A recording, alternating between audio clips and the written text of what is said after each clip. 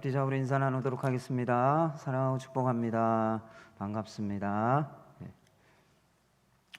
여러분, 다음 주가 11월 첫째 주이죠.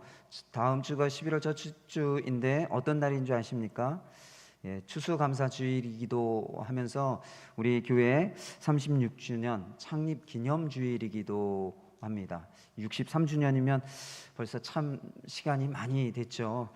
63주년을 맞이하면서 저는 우리 신광교회가 어떤 교회가 되어야 할 것인가 참 많이 고민하는 시간을 갖고 있습니다. 오늘 본문 말씀을 보면 안디옥 교회는 부흥하고 성장하고 성숙했던 교회였습니다. 그래서 이 안디옥 교회를 살펴보면서 우리 교회가 어떤 교회가 되어야 할 것인가 라고 하는 것을 좀 함께 생각해 볼 수 있는 시간이 될 것 같습니다. 사도행전 11장 19절에서 30절까지의 말씀을 보면 안디옥 교회가 어떻게 세워지게 되었는지에 대해서 언급하고 있습니다.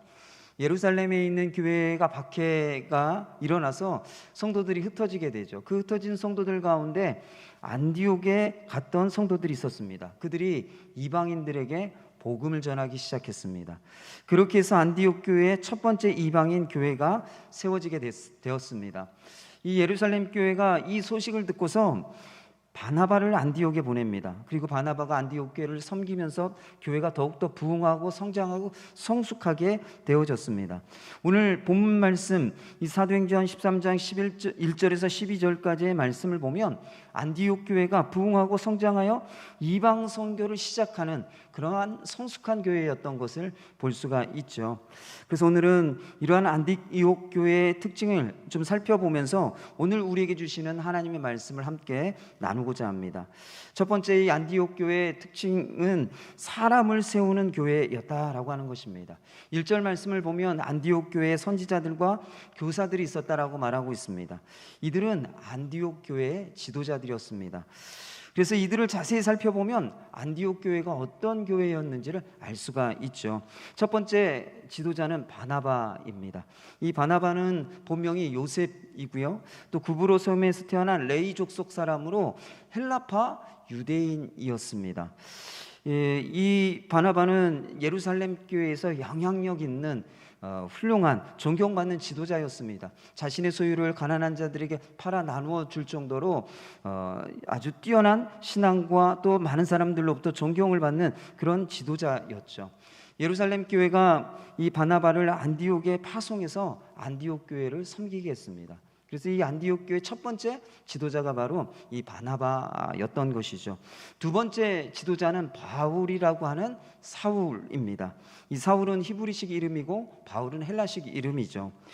이 사울은 베냐민 지파였고 율법으로는 바리새인이었습니다. 그리고 열심으로는 교회를 박해하던 사람이었죠.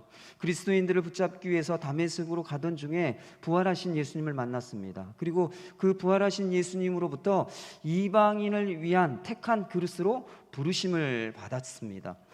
이 사울이 다소에 있을 때, 예수님을 만나고 다소에 있을 때 바나바가 찾아왔습니다. 그리고 그때 사울은 바나바를 따라서 안디옥에 가서 안디옥 교회를 섬기게 되었습니다. 그래서 이 안디옥 교회 두 번째 지도자가 누구였는가 하면 바로 사울, 우리가 바울이라고 잘 알고 있는 사울이었습니다. 그리고 나중에 이렇게 바나바와 사울이 초기 지도자로 세워져서 안디옥 교회를 섬기고 있을 때 나중에 세 명의 지도자가 함께 세워져서 안디옥 교회를 섬기게 되었습니다. 세 번째 지도자가 니게르라고 하는 시므온입니다. 여러분, 이 니게르라고 하는 말은요, 검다라고 하는 뜻을 가지고 있습니다. 그래서 이 시므온은 아프리카 출신의 흑인이었던 것 같습니다. 2000년 전 로마 제국에서 이 흑인들은 대부분 출신이 노예였습니다. 그래서 이 시므온이라고 하는 사람은 흑인 노예 출신이었지만 안디옥 교회의 지도자가 된 사람이었습니다. 네 번째 지도자는 구레네 사람 루기오라고 하는 사람입니다. 이 구레네라고 하는 지역은 오늘날의 리비아 지역을 말하는 것입니다. 이 루기오라고 하는 사람은 이 리비아 출신이라고 하는 것 외에는 알려진 것이 없습니다. 많은 학자들이 이 사람이 어떤 사람일 것이다 추측하고 추정을 하긴 하지만 성경에 정확하게 이 사람이 누구인지 얘기하고 있지 않습니다. 그냥 단순히 구레네 출신, 오늘날의 리비아 지역에서 자라고 성장한 그런 사람이라고 하는 정보 외에는 알려진 게 없습니다. 그래서 이 누기오라고 하는 이 사람도 무명의 이방인이었지만 안디옥 교회의 지도자가 된 사람이었습니다. 다섯 번째 지도자는 분봉왕 헤롯의 젖동생 마나엔입니다.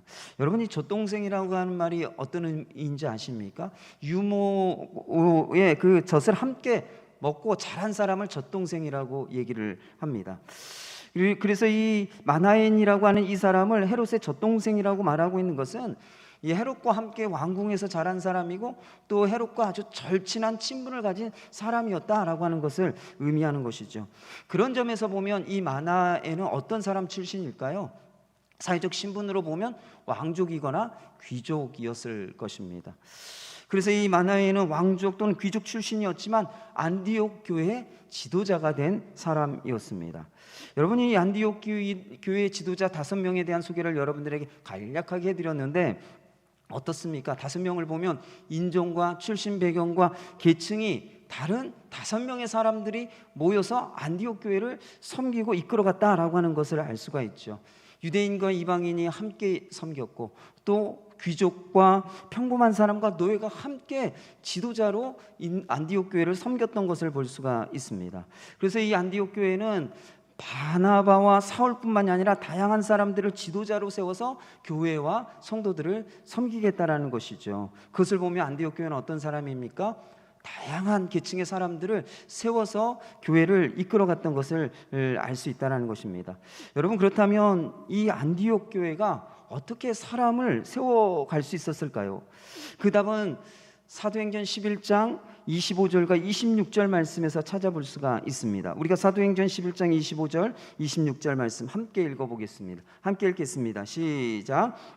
바나바가 사울을 찾으러 다소에 가서 만남에 안디옥에 데리고 와서 둘이 교회에 1년간 모여 있어 큰 무리를 가르쳤고 제자들이 안디옥에서 비로소 그리스도인이라 일컬음을 받게 되었더라. 이 안디옥 교회 성도들은 이방인들이었죠. 단 한 번도 하나님에 대해서 들어본 적이 없는 사람이었습니다. 예수님의 십자가와 부활에 대해서 단 한 번도 들어본 적이 없는 아주 많은 우상을 섬기던 그런 이방인들이었습니다. 그렇기 때문에 이런 이방인들에게 하나님이 어떤 분이신지 또 예수 그리스도의 죽음과 부활이 어떤 의미가 있는지 가르치는 것이 어느 누구보다도 중요했죠. 하나님의 말씀을 가르칠 필요가 있었다는 것입니다.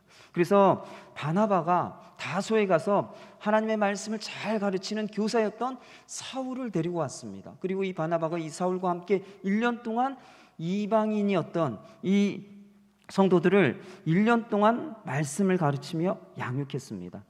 1년 동안 말씀으로 양육받은 이방인 성도들이 삶 속에서 우상을 섬기던 그 문화를 버리고 하나님 말씀을 따라 그리스도를 따르고 그리스도께 속한 자가 되었습니다. 그래서 믿지 않는 사람들이 이 안디옥 교회의 이방 사람들을 보고서 처음으로 그리스도께 속한 자라고 하는 의미로 그리스도인이라고 불렀다는 것입니다. 그리고 이 바나바와 사울에게 말씀으로 양육받은 사람들 가운데서 니게르라고 하는 시몬, 그리고 구레네 사람 루기오, 분봉왕 헤롯의 젖동생 마나엔을 안디옥 교회의 지도자로 세운 것이죠. 여러분, 이런 안디옥 교회를 보면 어떻습니까? 사람을 세우되 어떻게 세웠어요? 그냥 세운 것이 아니라 그들의 출신 성분이 좋고 세상 지식이 많고 경험이 많고 사회적으로 뛰어난 그런 사람들을 세운 것이 아니라 하나님의 말씀으로 가르치고 잘 양육해서 그들이 신분이 어떠하든 그들의 어떤 계층의 사람이든 그들이 어떤 인종이든 그것과 상관없이 하나님의 말씀을 가르쳐 양육하여 그들을 사람으로 그리스도의 온전한 사람으로 세우고 그들을 지도자로 세웠던 것을 볼 수 있다는 것이에요. 사랑하는 성도 여러분, 오늘날 많은 성도들이 말씀에 따라 그리스도를 따르며 그리스도에게 속한 자로 세워지지 못하고 그냥 교회만 다니는 그냥 무늬만 그리스도인으로 신앙생활하는 성도들이 참 많은 것을 볼 수가 있습니다. 제가 인터넷에서 읽은 글을 하나 좀 이렇게 소개해 드리면요, 어떤 분이 도시에 살다가 시골로 이사를 가게 됐습니다. 이 북적북적한 도시에 살다가 시골로 가니까 얼마나 적막하고 또 심심했던지 이분이 집 근처에 웅덩이를 파고요, 물을 채우고 거기다가 오리 사육장을 만들었습니다. 그리고 양계장에 가서 오리 한 마리를 사가지고 왔어요. 그리고 그 물에다가 풀어놓고 일하러 출근을 하게 됐습니다. 일을 다 마치고 퇴근해서 만들어 놓은 이 사육장에 가서 보니까 오리가 어떻게 돼 있을까요? 오리가 물에 빠져 죽은 거예요. 오리가 물에 빠져 죽었어요. 그래서 희한하다, 어떻게 오리가 물에 빠져 죽지? 이런 생각 때문에 혹시나 못된 짐승이 와서 이렇게 상처를 내서 그것 때문에 죽은 게 아닐까, 그런 생각 때문에 이게 짐승에 물린 흔적이 있는지 찾아봐도 깨끗한 거예요. 그런데 오리가 물에 빠져 죽었어요.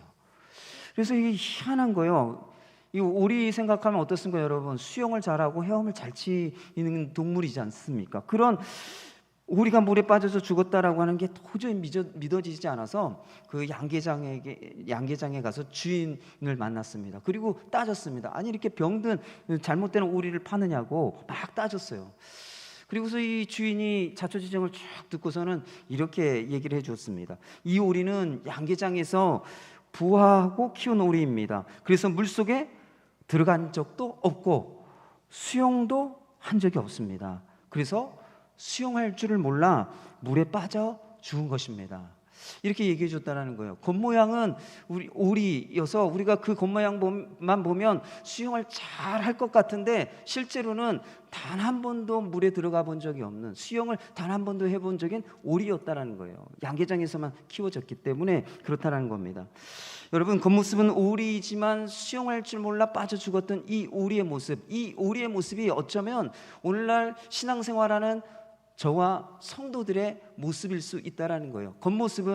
겉무늬는 그리스도인 같은데 교회 다니고 또 성경을 옆에 끼고 또 주일만 되면 교회 가고 또 주일에서 봉사도 하고, 그래서 겉모습은, 무늬는 그리스도인 같은데 실제로는 그리스도인답게 살지 못하는 성도들이 많다라는 것입니다. 겉모양은 오리이지만 수영할 줄 몰라서 물에 빠져 죽는 오리와 같이 겉모습은 그리스도인이지만 그리스도인답게 살지 못하는 성도들이 많다라는 것이에요.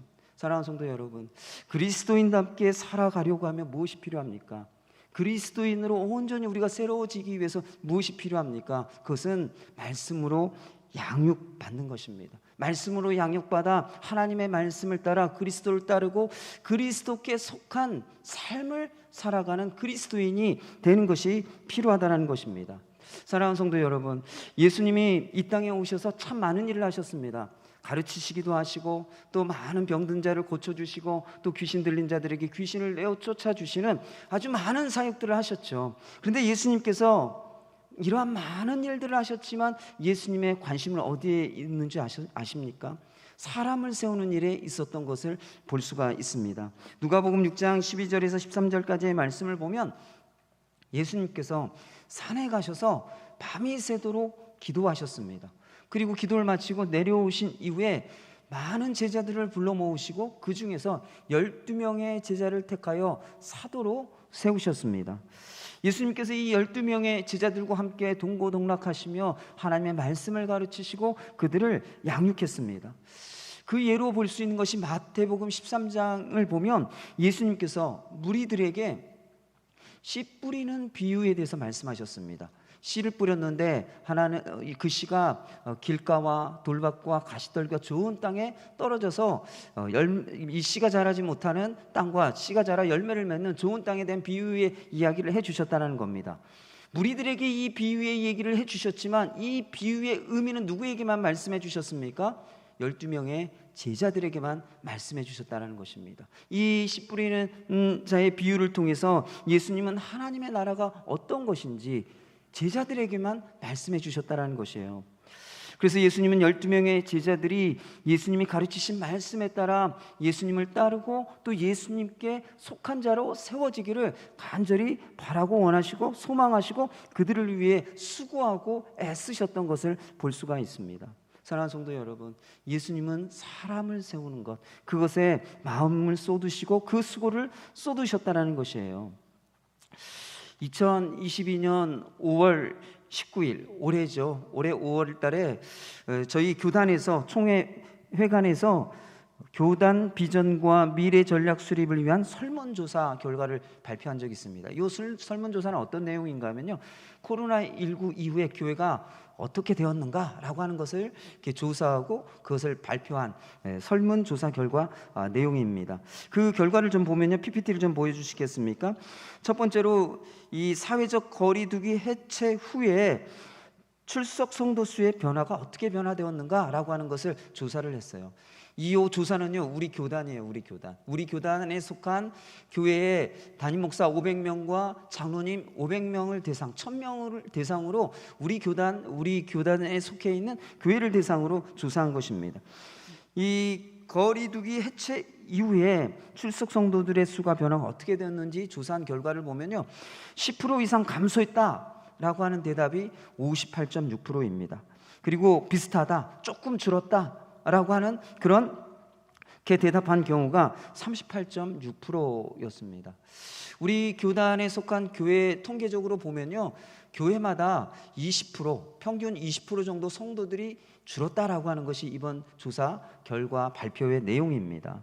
또 다음 걸 좀 소개해드리면요, 코로나 이후 출석 교회가 직면한 어려움, 코로나 이후에 교회가 어떤 어려움에 직면했느냐라고 하는 것을 조사한 결과입니다. 첫 번째로는 성도 간 교제 및 공동체성 약화, 서로 모이는 것이 어려워졌다, 이것이 큰 문제다라고 이렇게 첫 번째 대답으로 뽑았다는 것입니다. 그 다음이 모이는 예배의 감소, 예배에 모이지 못하고 예배가 줄어들었다, 이것이 어려움이다라는 겁니다.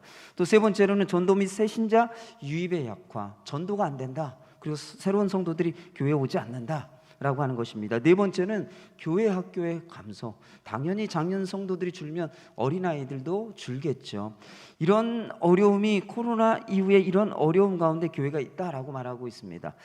또 다음 조사를 보면요, 이렇게 어려움 가운데 있을 때 교회가 무엇을 해야 되느냐, 무엇에 집중해야 되느냐, 이 코로나 위기를 어떻게 극복해야 되느냐라고 하는 것에 대한 질문을 했을 때 그 첫 번째 대답은 모이는 예배의 회복이라고 얘기하고 있습니다. 66.4%. 두 번째로는 성도의 교제와 공동체 의식의 강화, 세 번째로는 다음 세대의 교육, 그리고 네 번째로는 장기 결석자 신방, 또 다섯 번째로는 지역 친화 교회로 역할 확대라고 이렇게 대답을 하고 있습니다. 사랑하는 성도 여러분, 코로나 확산 때문에 사회적 거리 두기를 하면서 많은 성도들이 현장 예배를 드리지 못하게 됐죠. 그리고 우리가 잘 알고 있는 이 온라인 예배에 드리고 또 그 온라인 예배에 익숙해져서 그냥 현장 예배에 나오지 않는 성도들이 많아졌습니다. 또한 그뿐만 아니라 이런 계기를 통해서 믿음이 연약한 분들은 교회를 떠나고 하나님을 떠난 분들이 참 많이 있죠. 여러분, 그것을 보면 여러분들은 어떤 생각을 하십니까? 저는 말씀을 준비하면서 우리 교회뿐만이 아니라 우리 교단에 있는 교회, 그리고 또 우리 이 땅에 세워진 모든 교회가 이 코로나19로 인해 어려움을 겪고 또 그 어려움 가운데 많은 성도들이 교회를 떠나고 하나님을 잃어버리는 그런 모습들을 보면서 저는 오늘 말씀을 통해 이런 생각을 하게 됐습니다. 교회가 하나님의 말씀으로 성도들을 잘 양육하고 잘 세우지 못했기 때문이라는 그런 생각을 하게 됩니다. 그래서 세상 문화를 따르고 또 하나님의 말씀을 따르지 않고, 그래서 이런 위기 가운데 그 믿음을 지키지 못하고 믿음을 잃어버리고 떠난 성도들의 모습을 보며 안타까운 생각이 듭니다. 사랑하는 성도 여러분, 우리 신광교회도 마찬가지이죠. 우리 신광교회도 우리 성도들이 얼마나 하나님의 말씀을 배우고 그 말씀으로 양육되어져서 얼마만큼 잘 서 있는가 고민해보게 됩니다. 사랑하는 성도 여러분, 우리 신광교회가 하나님의 말씀을 가르치고 양육해서 사람을 세우는 교회가 될 수 있도록 기도해 주시기 바랍니다. 코로나와 같은 이러한 위기가 또 우리 이 가운데 오겠죠. 또 개인적인 그 삶의 위기가 오겠죠. 그 위기 때에 믿음을 잃어버리지 않고 그들의 믿음이 든든히 서갈 수 있도록 하나님의 말씀으로 잘 양육되어져서 온전한 그리스도인으로 서 있을 수 있도록 기도해 주시기 바랍니다. 또한 여러분들이 하나님의 말씀으로 가르침을 받고 양육받아서 세움받고자 하는 그런 마음과 열정과 열심을 가지시기를 바랍니다. 그래서 사람을 세워가는 신광교회가 되고 또 삶 속에서 하나님의 말씀에 따라 그리스도를 따르고 그리스도에게 속한 자로 살아갈 수 있는 우리 믿음의 성도님들 되시기를 축원합니다. 두 번째 성숙한 안디옥 교회의 특징은요, 성령이 이끄시는 교회였다라고 하는 것입니다. 2절 4절 말씀을 보면, 2절에서 4절까지의 말씀을 보면 안디옥 교회가 이방 선교를 위해서 첫 번째 이방인 선교사를 파송을 하고 있습니다. 이때 당시에 초대교회와 성도들은요, 이방 선교를 계획하고 꿈을 꾸지 않았습니다. 특별히 예루살렘 교회를 보면요, 성령이 충만한 교회였음에도 불구하고 이방인들에게 복음을 전하야겠다는 생각을 전혀 하지 못했습니다. 오직 유대인들에게만 관심을 가지고 유대인들에게만 복음을 전하려고 했죠. 그러나 예루살렘에 있는 교회가 박해를 받으면서 성도들이 흩어지게 됩니다. 그 흩어진 성도들이 유대와 사마리아와 이방 땅까지 흩어지게 되죠. 그곳에 가서 또한 복음을 전하게 됩니다. 복음을 전할 때 성령이 임하여 많은 표적과 기사와 능력이 나타나고 그것으로 인해 또 많은 사람들이 예수님을 믿게 되는 일들이 일어났습니다. 사도행전을 보면 성령께서 이렇게 선교를 계획하시고 또 복음 전파를 이끌어 가시는 것을 우리가 볼 수가 있죠. 오늘 2절과 3절 말씀에도 보면 성령께서 안디옥 교회에게 내가 불러 시키는 일을 위하여 바나바와 사울을 따로 세우라고 말씀하셨습니다. 그래서 안디옥 교회는 금식하며 기도하고 두 사람에게 안수하여 선교사로 파송했습니다. 4절 말씀을 보면 바나바와 사울이 성령의 보내심을 받아서 실루기아에 내려가서 배를 타고 구브로로 갔다라고 말하고 있습니다. 여러분, 이 2절에서 4절까지의 내용을 보면 어떻습니까? 안디옥 교회는 성령께서 말씀하시는 것을 듣고 성령께서 이끄시는 교회였던 것을 볼 수가 있죠. 그렇다고 한다면 성령께서 안디옥 교회에 말씀하시고 안디옥 교회를 이끌어 가실 수 있었던 그 이유가 무엇일까요? 첫 번째 이유는 2절 말씀을 보면 주를 섬겨 금식하는 교회였기 때문이라는 것입니다. 여기서 주를 섬긴다, 이 섬긴다라고 하는 이 표현은요, 봉사한다라고 하는 의미를 가지고 있기도 하지만 2절에서는 예배한다라고 하는 의미를 가지고 있습니다. 그래서 안디옥 교회는 하나님께 예배하며 금식하며 기도하는 교회였다라는 것이에요. 여러분, 유대인들이 언제 금식하는 줄 아십니까? 유대인들은요, 국가적인 재난이 있으면 금식을 합니다. 예를 든다면 뭐 홍수가 났다, 태풍이 났다, 우리로 얘기하면 그런 가뭄이 들었다, 뭐 이러면 이런 국가적인 어떤 재난을 경험할 때, 자연재해를 경험할 때 금식을 선포하고 모든 백성들이 금식을 합니다. 또 언제 금식을 하는가 하면 속죄일과 같은 절기 때에 금식을 선포하고 금식을 하죠. 또 이 성경에 보면, 신약 성경을 보면 바리새인들이 자신의 경건함을 사람들에게 드러내기 위해서 일주일에 2번씩 금식했던 것을 볼 수가 있습니다. 근데 오늘 본문 말씀에 안디옥 교회 성도들이 금식했다라고 말하고 있는데 이들은 유대인들이 아니었습니다. 이방인들이었습니다. 그래서 유대인들처럼 어떤 절기에 맞춰서 금식한 것이 아니었다라는 거예요. 또 이 바리새인들처럼 자신의 경건함을 드러내기 위해서 금식한 것이 아니었다라는 겁니다. 그렇다면 이 안디옥 교회 이방인 성도들이 금식한 이유가 무엇일까요? 여러분, 우리가 이 밥심으로 일한다라고 하는 말을 종종 하죠. 그 얘기는 무슨 얘기입니까? 사람은 먹는 만큼 일을 하게 된다라고 하는 그런 의미를 가지고 있죠. 그래서 여러분이 금식한다라고 하는 것은요, 먹는 것을 끊고 자기 힘을 의지하지 않는다라고 하는 것을 잃는다라고 하는 의미를 갖고 있습니다. 그것은 또 다르게 표현하면 오직 하나님만 의지하고 하나님께 집중한다라고 하는 의미가 이 금식한다라고 할 때 있다라는 것이에요.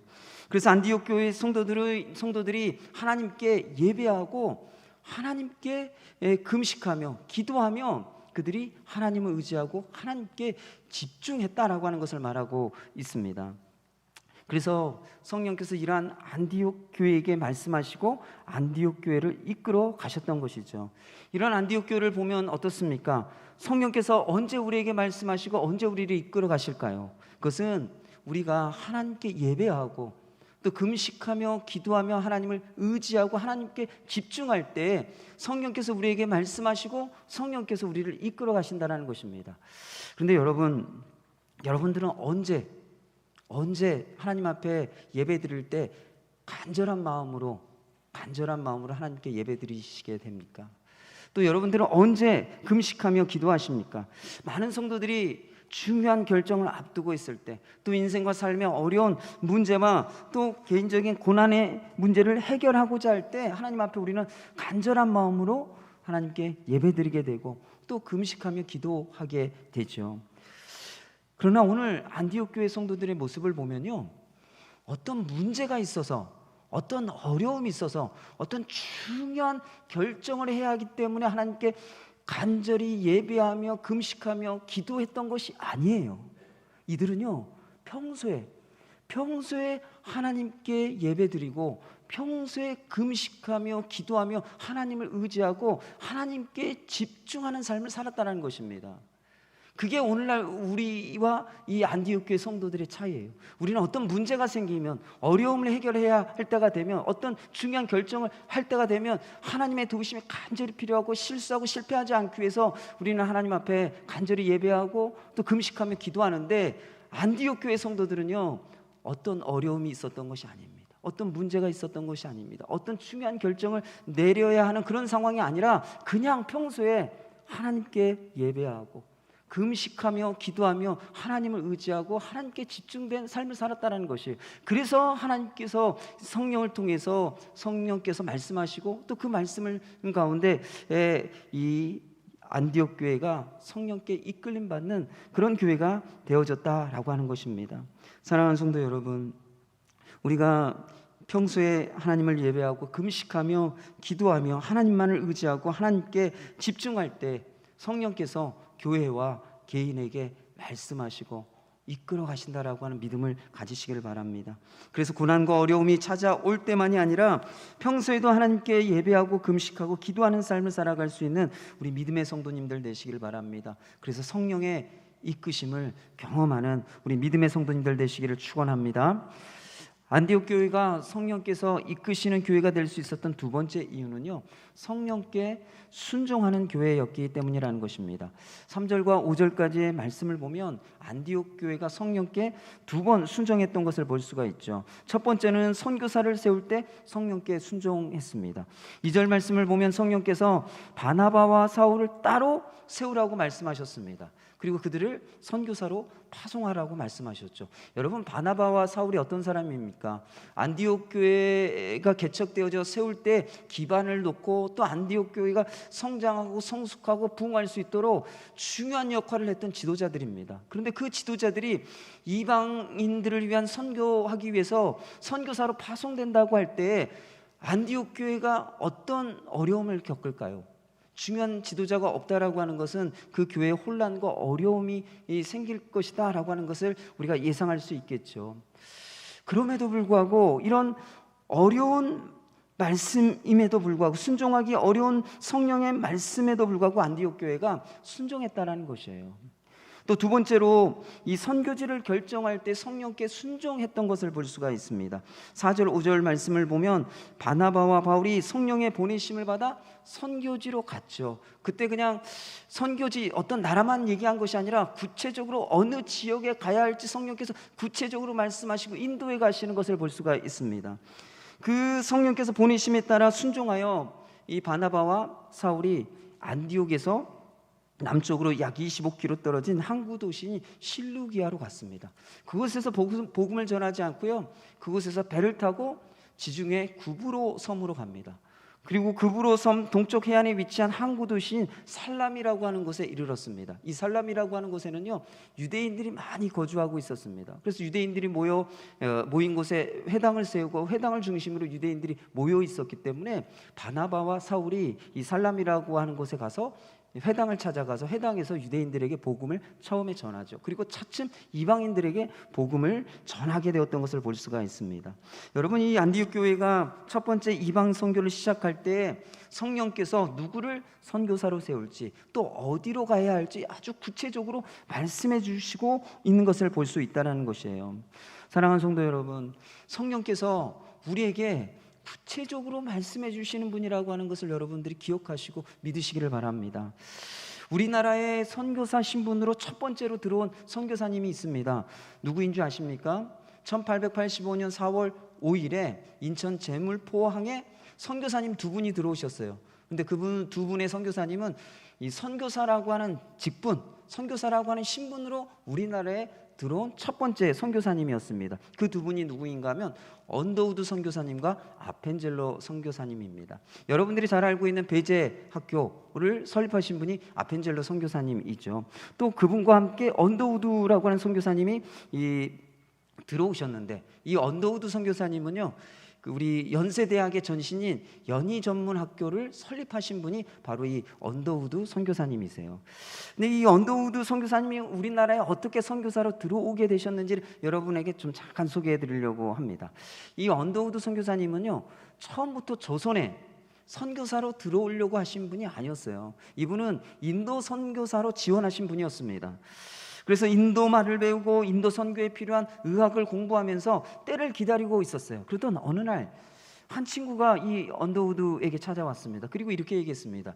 저기 동쪽 끝에 이 조선이라고 하는 땅이 있는데, 조선이라고 하는 나라가 있는데, 민족이 있는데, 이 조선이라고 하는 나라의 문이 열렸다. 혹시 네가 선교사로 가지 않겠느냐라고 물었어요. 그랬더니 언더우드 이분이 나는 인도로 가기로 헌신했기 때문에 나는 아니야. 아마 성령께서, 하나님이 조선의 복음을 전할 사람을 준비해 두셨을 것이야 라고 이렇게 생각하고 얘기를 했습니다.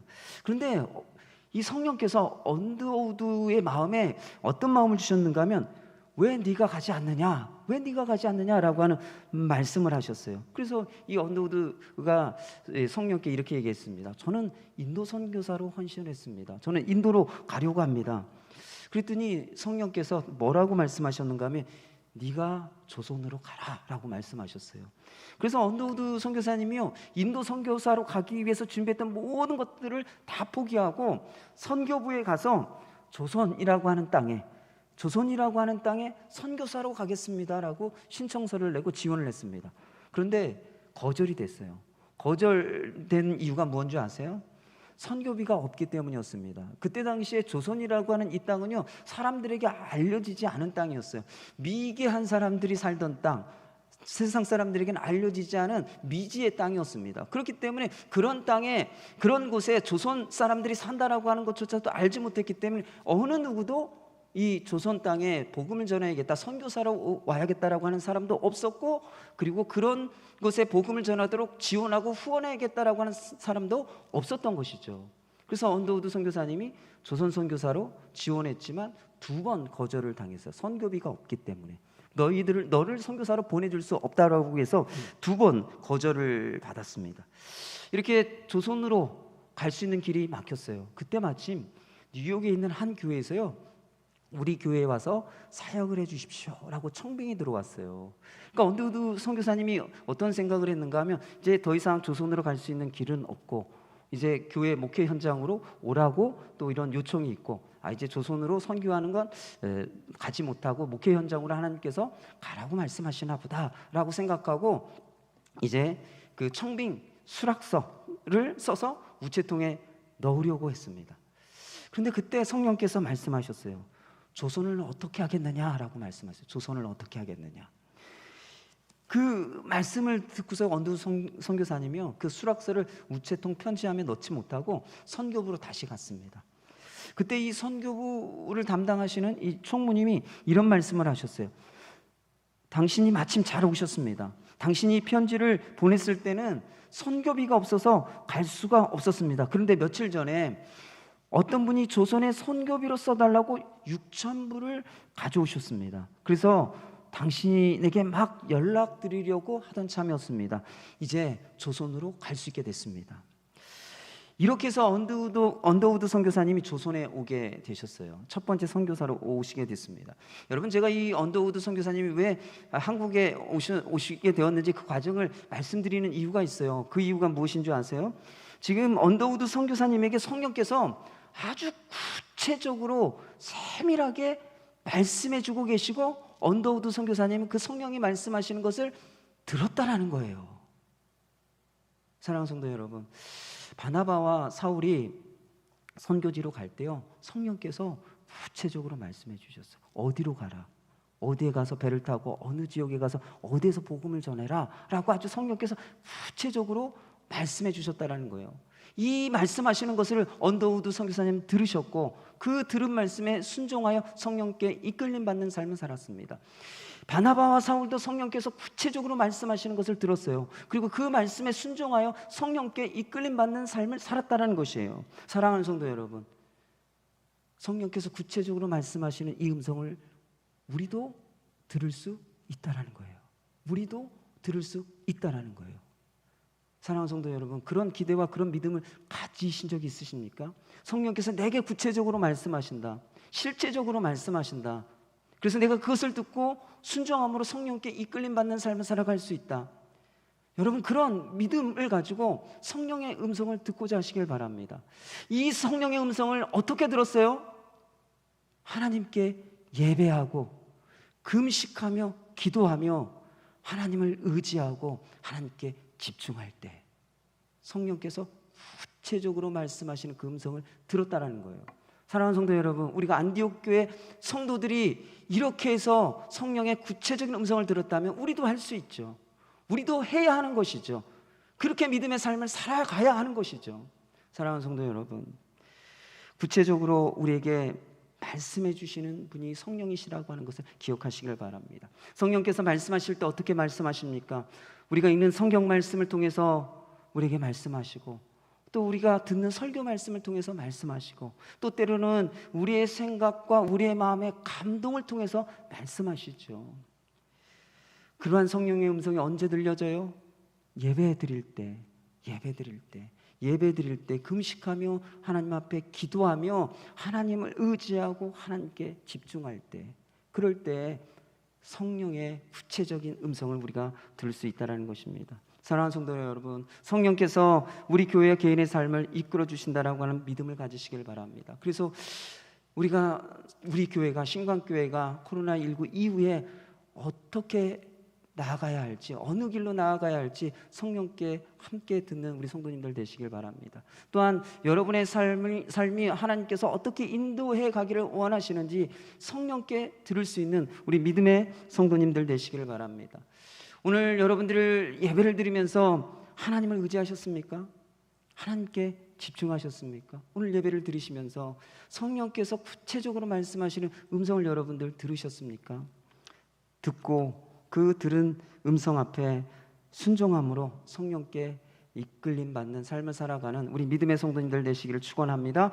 이 시간 함께 기도하겠습니다. 기도할 때 주님, 제가 말씀으로 잘 가르침 받고 양육받아 그리스도인답게 세워지게 도와달라고 이 시간 기도하고, 또 무엇보다도 성령께서 구체적으로 말씀하시는 그 말씀을 듣고 성령께 순종하고 성령께 이끌림 받는 삶을 살아가게 해달라고 기도하시기 바랍니다. 오늘 예배를 통해서 하나님을 더 의지하게 도와주십시오. 하나님께 더 집중하게 도와달라고, 한 주간 그런 삶을 살아가게 해달라고 이 시간 함께 잠깐 기도하도록 하겠습니다. 기도하겠습니다. 아버지 하나님, 오늘 우리가 하나님 앞에 또 말씀을 듣고 함께 기도합니다. 정말 우리 성도들이 말씀의 가르침과 양육을 받아 그리스도인답게 잘 세워지게 도와주십시오. 코로나19 때문에 많은 성도들이, 많은 사람들이 교회를 떠나고 또 하나님을 떠나는 믿음을 잃어버리는 것을 보게 됩니다.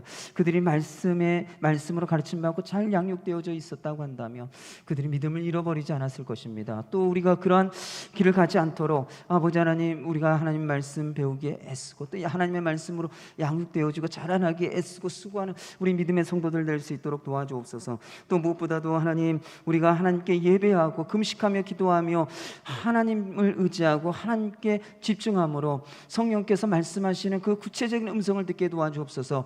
안디옥 교회 성도들이 그 음성을 듣고 그 음성 앞에 순종했습니다. 우리도 그렇게 할 수 있는 줄 믿습니다.